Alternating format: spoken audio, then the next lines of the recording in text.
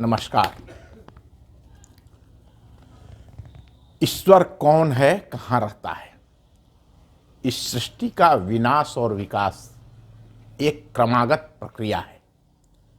बीज से वृक्ष बना, अपने समान वृक्षों में के अनेक बीज पैदा किए करने के बाद वह नष्ट हो गया।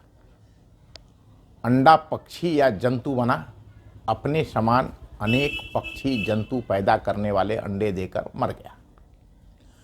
प्रकृति में जल से वाष्प बना, बरसात हुई, नीचे आया बर्फ बना, फिर पिघलकर जल बना और फिर वाष्प बना, फिर बर्फ बना। बड़े बड़े पर्वत बने जिन्हें प्रतिदिन बर्फ से बने पानी की नदियां रेत बना रही है। वही रेत फिर सागरों महासागरों में नए पहाड़ बना रहे हैं। आज जहां पर्वत है, कुछ काल पूर्व वहां महासागर था। कल फिर महासागरों से विशाल पर्वत श्रृंखलाएं निकलकर खड़ी हो जाएंगी। प्रकृति की तरह ही हम मनुष्यों का भी जीवन चक्र चलता है, चलता रहता है।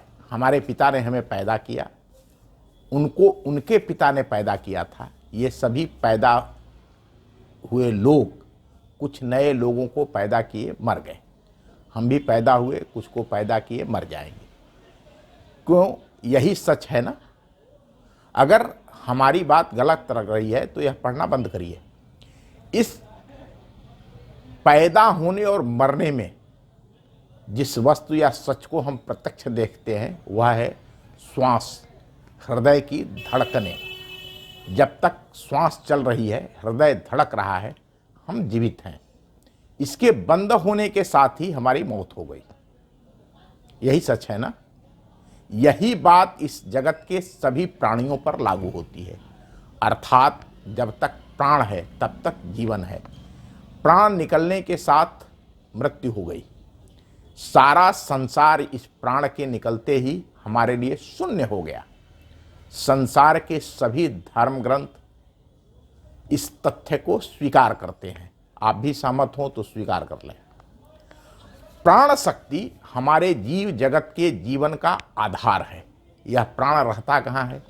सीधा सा जवाब, प्राण शक्ति हमारे जीव जगत के जीवन का आधार है। इसका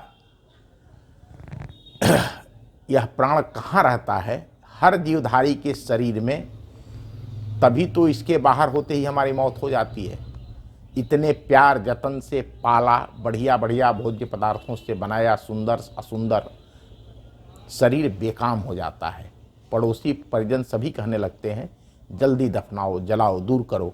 कोई यह नहीं कहता कि साहब भाई साहब ने बड़ी मेहनत से सुख सुविधा की ये चीज़ें जुटाया था, इनको कुछ दिनों इनको और रहने दिया जाए। सभी कहते हैं अब क्या, अब तो यह मर गए, मिट्टी का शरीर है, मिट्टी में मिलाना ही पड़ेगा।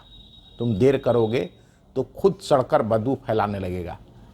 परंतु यह प्राण ईश्वर नहीं है। इसे हम नष्ट होने वाले स्थूल शरीर से थोड़ा ऊपर के शरीर, सूक्ष्म शरीर, जिसमें हमारी बुद्धि का ज्ञान रहता है, जिससे हम अपने शरीर को पालने, अहंता को पोषने का काम करते हैं, यह हमारे मस्तिष्क में रहती है। लेकिन यह भी ईश्वर नहीं है। इसे हम स्थूल शरीर को मूल शरीर अथवा कारण शरीर, जिसे आत्मा भी कहा जाता है, को जोड़ने वाले सेतु के रूप में मान सकते हैं। वास्तव में हमारी आत्मा ही मूल रूप से ईश्वर है, जो शरीर के नहीं रहने से पहले भी थी और इस शरीर को के नष्ट हो जाने के बाद भी रहेगी। यह अजर है, अमर है, अविनाशी है।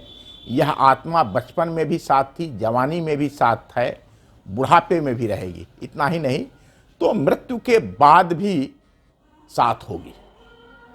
अब प्रश्न खड़ा हो गया है कि जब ईश्वर हर प्राणी में मौजूद ही है तो इसे खोजने या पाने का, पूजने का नाटक क्यों हो रहा है? यह मुक्ति क्या बला है? ईश्वर ही ईश्वर को क्यों लूट रहा है?